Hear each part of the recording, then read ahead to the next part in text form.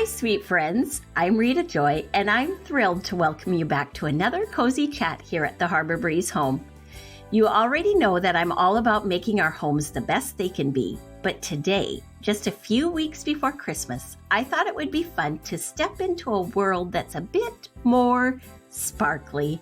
I've invited a real-life friend of mine, Kimberley, a third-generation jeweler, to share her wisdom with us about things like picking out the perfect present for a loved one, how to take care of precious jewels that hold a lifetime of memories, and yes, even the exciting world of choosing the ring that says, I do.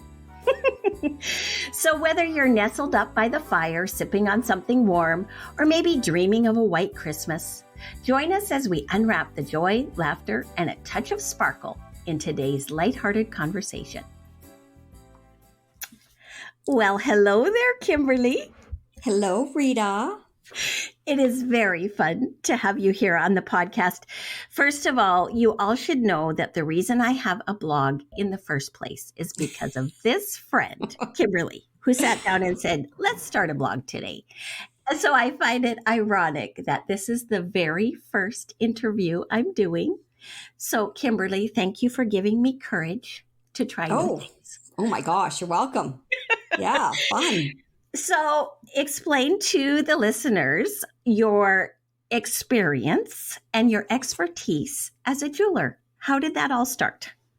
Well, it is kind of hard to say when it started because it's been my whole life. So I would say, so my grandparents had a store in small town, and they raised their family from that, and it was very successful, and they loved it. First, he was a watchmaker. Got through the Depression, bought a store, very successful, very happy. And then they retired. A few years later, my dad decided he would be in his mid-20s, a little later 20s, decided that he was going to give it a go. And so we moved to Vancouver Island and bought a store, we as in my parents, and they opened up their business there, and they ran it, well, we had it running for 45 years. So that's kind of all I know. So I really learned a lot of my things organically and by asking lots of questions. And of course, working in the store, like right from a young age, dusting and helping in the back and things like that. So that's where I come from. Yes. And where I was honored and thrilled to be a part of your store too. Years ago, I needed a little job. And you needed someone to help with the busy Christmas season. So you hired me to be the Pandora girl. Mm-hmm. That was For good those times. of you who know what Pandora jewelry is. And I dealt with the little charms and things like that. And it was such fun to work in that environment that I knew absolutely nothing about. I remember when you were talking to me about taking on the job, I said, do I have to wear fine jewelry because I don't have any except my diamond ring? I don't remember that. Oh, that's and neat. You said, no, you don't. Thank goodness. So that cool. was fun. So describe your store a little bit to the listeners, and how did your store differ from like the big box stores? And yeah, that's a good question. Well, for a while in my life, we actually had 3 stores going. And then most of my life, we had 2. 3 was a little bit much, so we downsized to 2. So for most of my life, we had 2 jewelry stores. And so what was the other question? Oh, what's the difference? Like, what would be the difference between your store and like a big chain jewelry store? The biggest difference to me between a chain store and a small town individual business store is usually we do our own buying. And so we really do cater to the demographic and the people that are around us. So we spend a lot of time listening, a lot of time trying to make sure that we're finding the right product for the individuals. That's a big success to a small town jeweler. And I think I can only speak to myself and the other jewelers that I knew growing up, and I would think that this is fairly common, is because your name is on the line, you're part of the community, and you are, you're usually somehow your family's involved in sort of things in the community. So it really matters to you that what you sell to your neighbors and your friends and the people that are out there that you're going to see and come across on a regular basis, you want to make sure that it's really good quality. So I think that's where the difference is. A big box store to me is kind of like fast fashion. So yeah, okay, so maybe you need a Quicksilver chain or something like that. But if you want really good quality jewelry, you're better to spend some time, in my opinion, with a small jeweler. It doesn't have to be that small. I mean, they might have lots of stores or whatever, but if they have that cachet and it's not a brand, I find you're going to get probably better quality. That's just my experience. And from me, the person that worked there and watched it happening, I noticed there was such one-on-one help. Like you can't get the kind of help and care in a big, massive chain store that you provided at your store for your customers. And I thought that was really neat. We were really adamant that we did not run on commission. So that if you came in and you were my customer today and you needed some time to think, there was no pressure. You could come back tomorrow and you will have the same care from the person that's in there that day if that person you originally dealt with was away that day.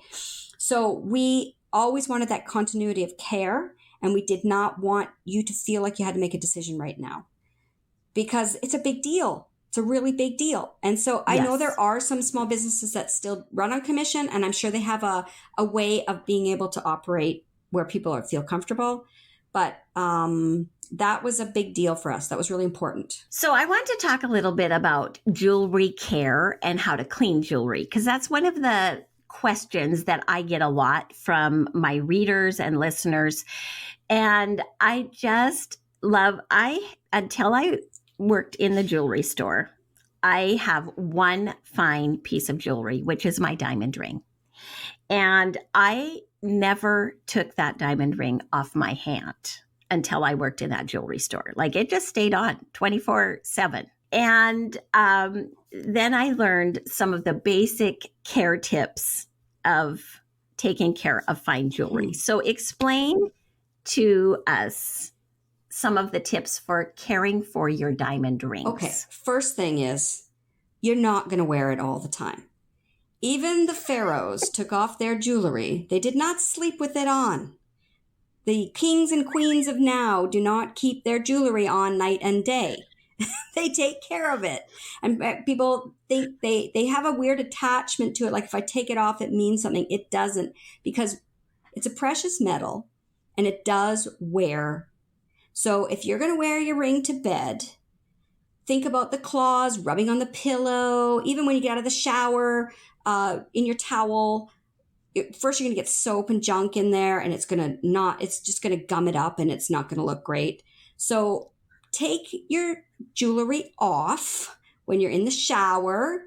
Take it off when you're in bed, but be careful where you put it. That's really important. I'll tell you, I go to thrift stores all the time now, and I always see those little ring holders everywhere. I have them all over my house now, so that when my girls are home, because they know the rules, you take your rings off, they're in a safe place. They're either on your dresser or whatever. You do have to, please, there's some safety things that you need to know when you take your jewelry off, that they're not going to roll down the sink or whatever. Bathroom's bad idea. Put it in a safe spot, and always in the same spot. But definitely don't wear it all the time. Do you remember this story you told comparing taking care of your ring to buying a Ferrari? Do you remember that? I used to tell this to customers I didn't always. Okay, so I heard you telling that story, and that's what changed it for me. So tell everyone your Ferrari analogy. No, I didn't always tell this to customers because not everybody has the same sense of humor. But they would say they buy everything is really nice. But let's just, in their mind, they spent a lot of money on something. And they should be able to wear it all the time. And I used to say, you spend a lot of money on a Ferrari, but you don't take it off-road. Same idea. The amount of money you spend on something doesn't mean how you take care of it. That's it. I loved that. So that was the day I started taking my ring off when I washed dishes and had a shower Mm-hmm. and, all that. Especially with white gold. Especially with white gold because it's got rhodium plating on it. And the rhodium plating does wash off. And then it starts looking a bit tinny because gold in the real world, when you go into a creek and you fish out gold, it's yellow. And so you have to mix it with different alloys to make it white. So the yellow is just a darker color. It's always going to win. So white gold gets rhodium plated. That rhodium plating washes off. So it will only last as long as you don't, like soaps and cleaners and stuff like that, it starts stripping that down. So you don't want that to come off either. And you do have to re-rhodium plate white gold. You just do in time. So, right. Yeah. So what is the basic care for a diamond ring that you would recommend? Well, I would suggest that you can always get it deep, like thoroughly cleaned at a jeweler. And in my day, we didn't charge. And I'm not saying that's the way it is anymore because I don't have a store anymore. So maybe now they charge $10, $20. I don't know. But in my day, we could buff it up. We could put it in the cleaner, it would shake in the ultrasonic. We'd give it a little, nice light care and just shine it all back up again. And that would be great. And get all the junk out from underneath. You want your claws checked by jeweler, they've seen it. They know what they're doing. They can look and make sure that they're rubbing and they'll rub unevenly and that's just the way it is. But you want to do that. But as far as at home, I do not suggest that you use toothpaste because toothpaste can make things look really gummy underneath and they dry. Like think about when you get toothpaste on a shirt and then it dries and it's white and you can never get it off till it goes through the wash. Same thing on your jewelry. It's going to have that weird film. So you don't want to use toothpaste. Plus it has some tiny little bit of grit and things scratch. Even diamonds will scratch. So you don't want that. So a really soft toothbrush is okay. And you can just, again, get a little cup of water and put it in there. I think it's a good idea to put it in rubbing alcohol. I can't think of what the other word is. Hydrogen peroxide? Hydrogen peroxide. That's it. Yeah. Okay. So I Okay. put my stuff in there because it also will, if you have lotions and creams on, it'll break that down and it'll just clean it all up again. And then it just sort of dissipates. And I use that a lot. So Okay. yeah, that's about it. Okay. That's good to know. And also pearls. Give some tips. I learned so much about real pearls at the jewelry store, and they need super duper special care. So talk about pearls for a minute. Well, you can get pearl cleaner. You can probably buy it on Amazon. Haggerty's is a great brand. It's just a super mild soap. You would just give it a little swish in there and then you put it under some water and then you just leave it because it's not just the pearls. The pearls themselves, they're formed over time. So they have all these layers. And so you don't want to start chipping off those layers because then you lose that luster, that depth and the pretty luster that you get on the pearl. But also they're strung with silk. So you don't want that silk to be breaking down in some weird things. So you definitely do not want them exposed to perfumes. You don't want them exposed to soaps, and that kind of stuff. So that's the last thing you put on and the first thing you take off. So you don't wash your face with them on or anything because you don't want the soaps to get on your neck. But otherwise, it's great. Like pearls love to be worn because they end up being your body temperature. I love that. You put pearls on and they're kind of cold at first and then they just warm up to your body temperature. I don't know. There's just kind of part of you. I'm a big pearl lover. Yes, I was fascinated to learn that about pearls. Like for instance, don't put your pearl earrings on and then spray hairspray on. Mm-mm. That's terrible, terrible, terrible for your pearls. Correct. So one of the things that we used to talk about when we worked in the jewelry store is we likened working in the jewelry store to being bartenders some days. Because we heard a lot of stories and it is very precious that people would come in and, start telling what kind of thing they were looking for, what happened. And so we always said that working there was sort of, sometimes you felt like you were a therapist too. Mm-hmm. But Christmas was especially super fun. It was bustling and hustling with people and customers looking for special gifts.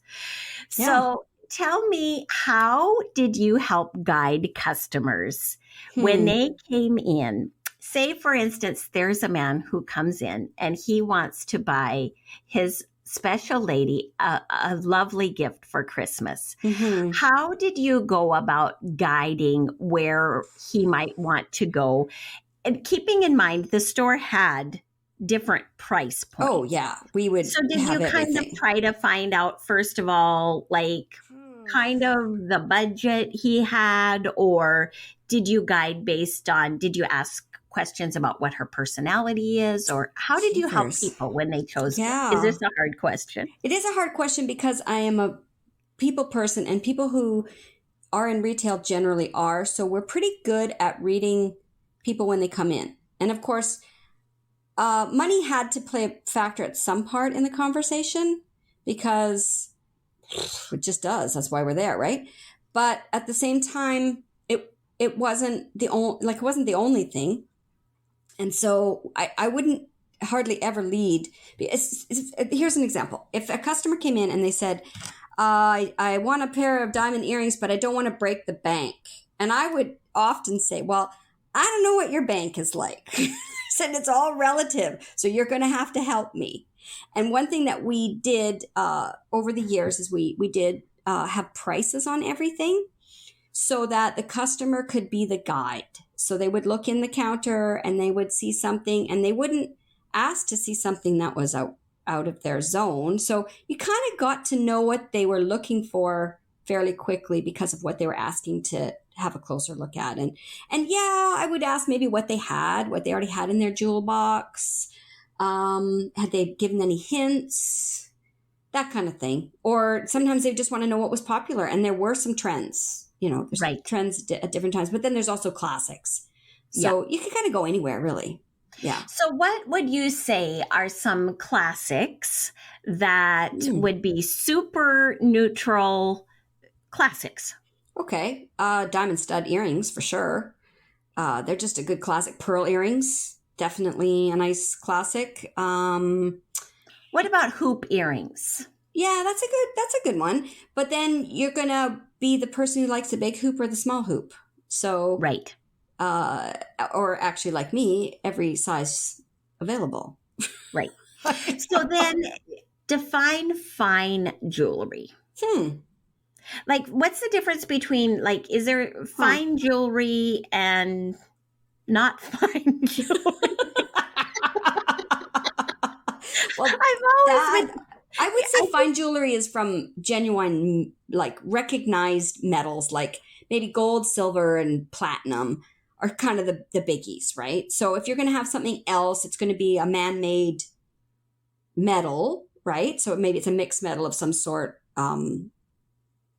I don't know, even steel. Like you can get beautiful steel jewelry, stuff like that. But you wouldn't call that fine jewelry, I guess, because on the stock market, it doesn't trade very high, even though silver doesn't really trade very high. But still, it's still being recognized as a fancier jewelry than other things. Right. I don't know. That's my guess. So if someone can't afford, like, the real gold, I feel like this question might be a silly question, but that's okay. You're a friend. You can laugh. So sterling silver, sterling silver? Yeah. Is that a less expensive option, right? Well, sterling silver is definitely a less expensive option. But you know what? Even in that world, it can change because it could be something that's handcrafted. Right. Out of sterling silver. So then you're paying for the craftsmanship. But a silver chain is nothing compared to a gold chain as far as price. Right. So like, say, for instance, on the stock market, in U.S. funds, silver is about $24 an ounce, where gold is over $2,000. So you can kind of get an idea. Right. And so another thing that I loved, you can get also like gold plated jewelry, right? Which is a really nice option if somebody is looking for a lower priced but beautiful option, right? Yeah, but it wouldn't be considered fine jewelry. Like you wouldn't put that on an engagement ring or something like that because that'll just wear off. But you might put that on a nice fashion ring that you just wear on occasion, or a bracelet, or necklace or something that you're not wearing all the time. Yeah, I have gold-plated stuff. I'm going to hop in and interrupt this conversation for just a minute to tell you about something special that Kimberly and I put together as a gift to you. We've compiled a list of great jewelry cleaner options that can be purchased online. They are some of the exact products we used to recommend to customers when they came into the jewelry store. You'll find special formulated cleaners for all your fine jewelry like gold, diamonds, and pearls, as well as options for silver. We've also included a beautiful jewelry dish option that can be personalized with an initial, so you can remember to take off your jewelry and put it in the same safe spot every time. I'll put a link to the list in the show notes. It just might be of help to you as you're looking for stocking stuffers for this Christmas, and you just might want to sneak in one for yourself. And now, back to the conversation. So now we're going to move on to the biggie, which is tips for choosing an engagement ring.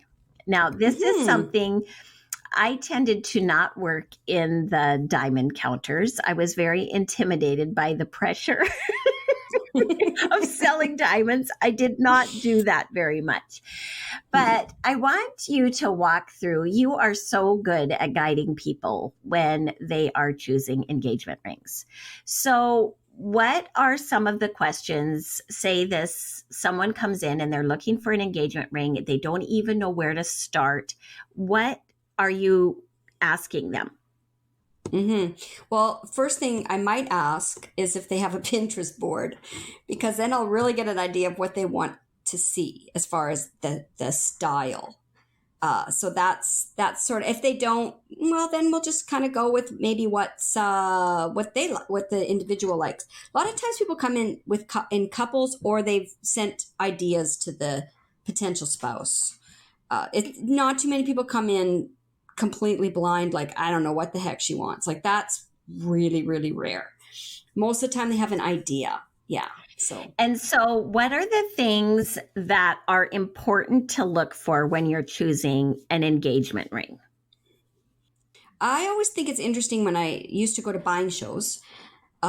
We would go to all the booths and look at everybody's product. And the first thing that we would do as retailers is you could look around the whole place and everybody's flipping the stuff upside down because we have to see how it's made and whether it's gonna, if it's got good quality.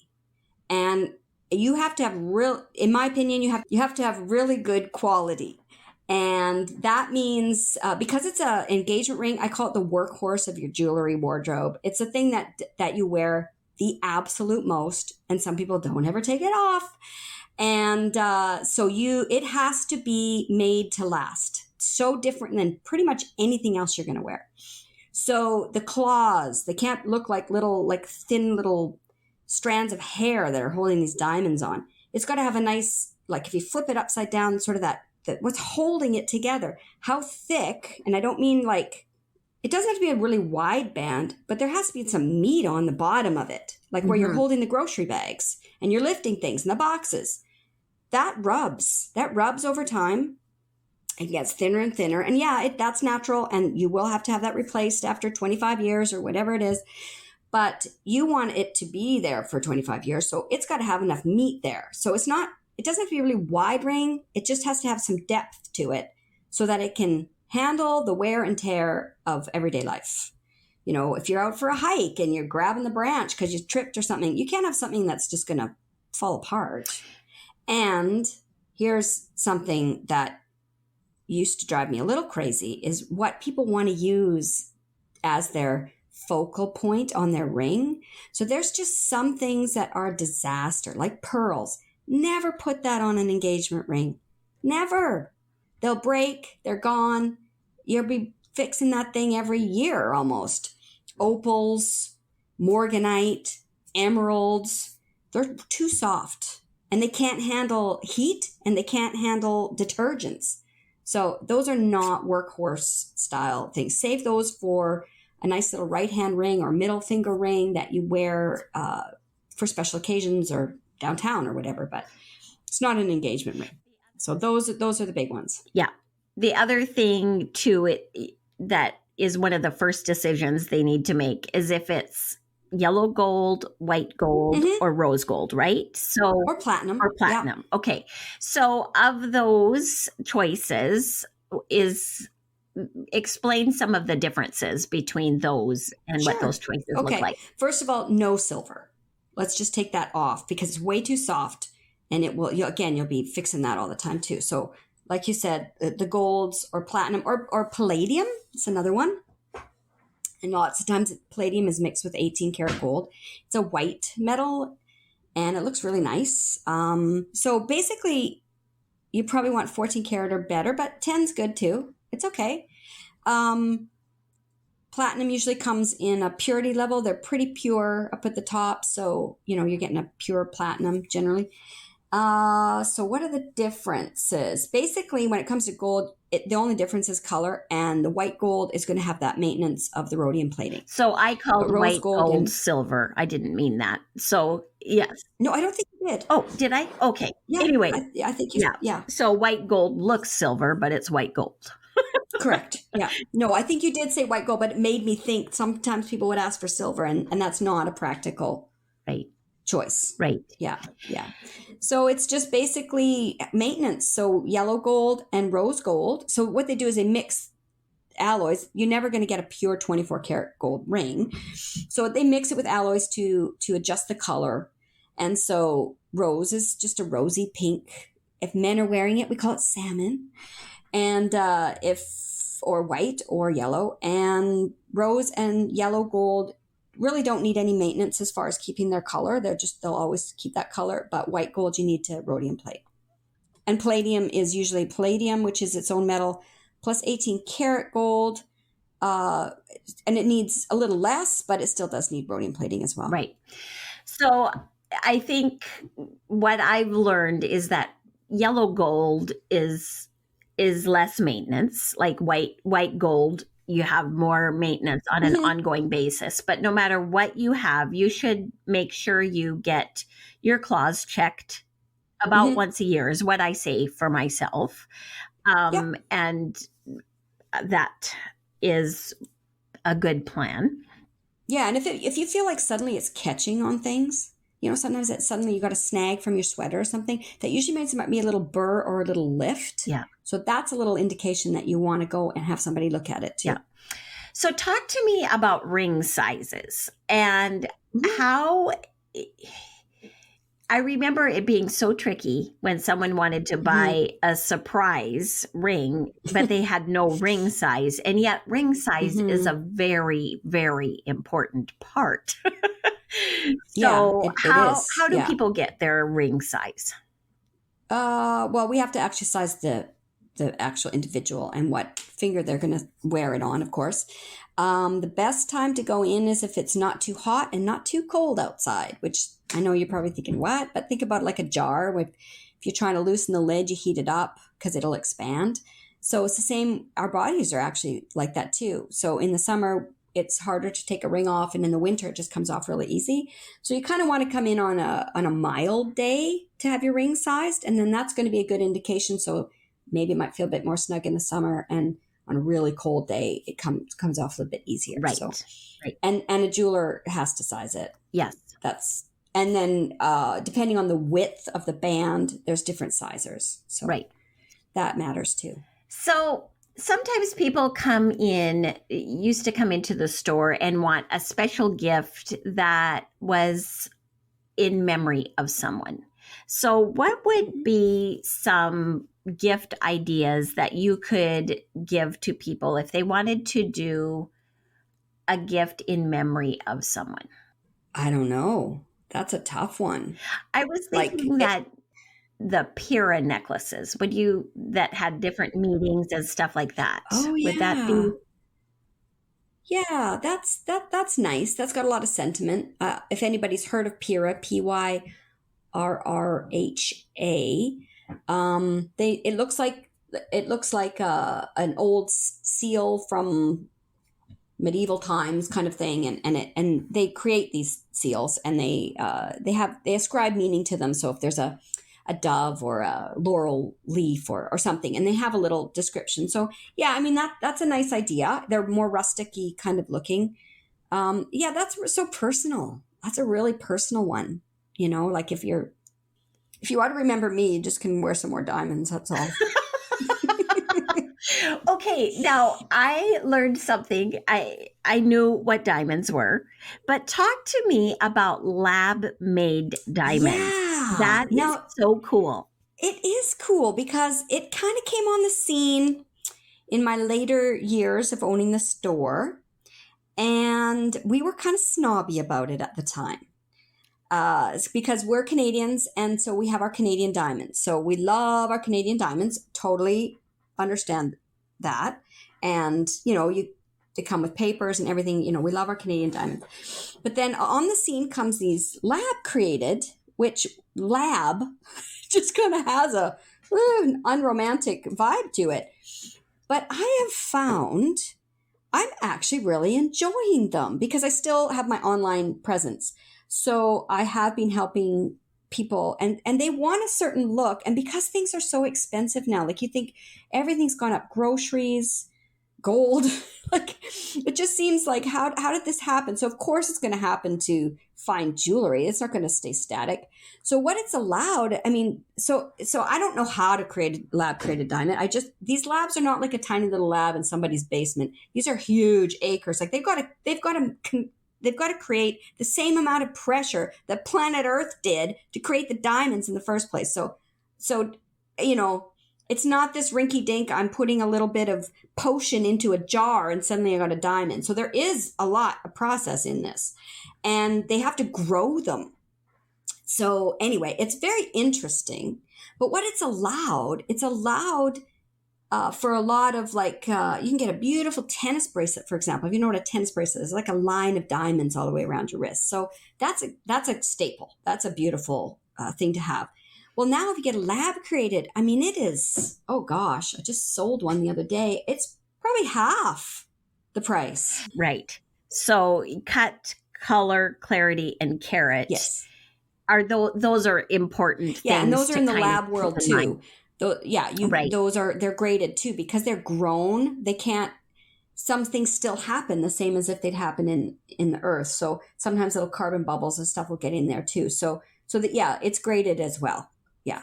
Right. Yeah. Okay. So now you I didn't even say we've had this whole conversation, but we never really clarified that you no longer have a physical jewelry store. It closed actually a month before COVID, didn't it?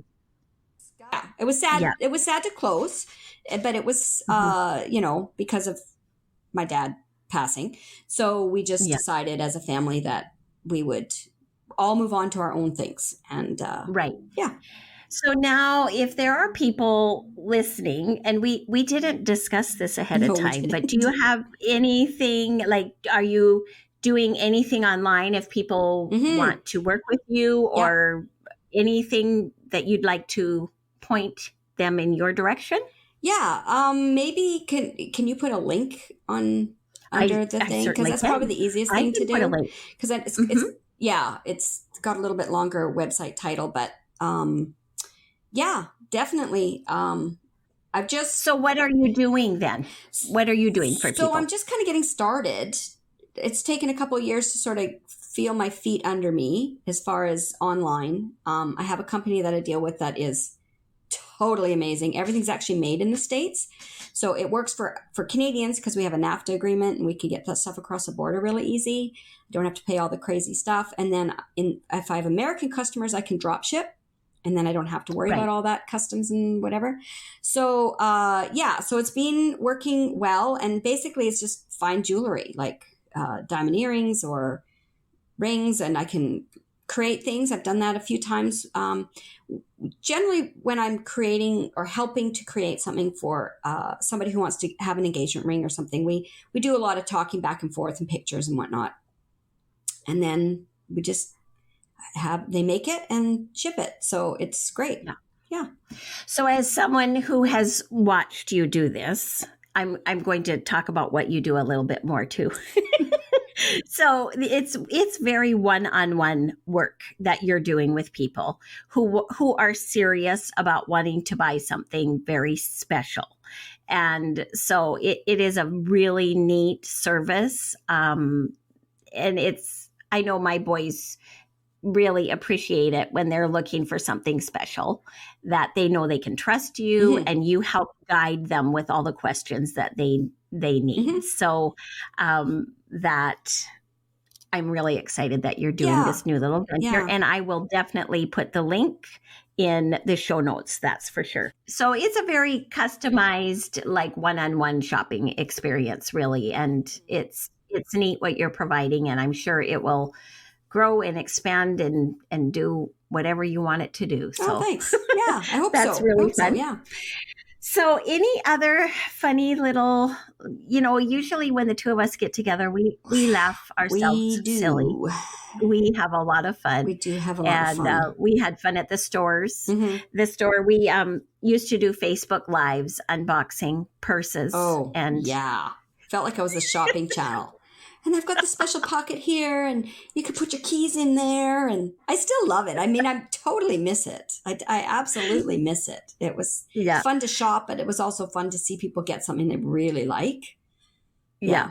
The other thing at Christmas time, the store also provided gift wrapping. Oh, yes. And I remember we all learned how to wrap gifts as so fast. We were speed wrappers. I know. And there's actually speed wrapping competitions.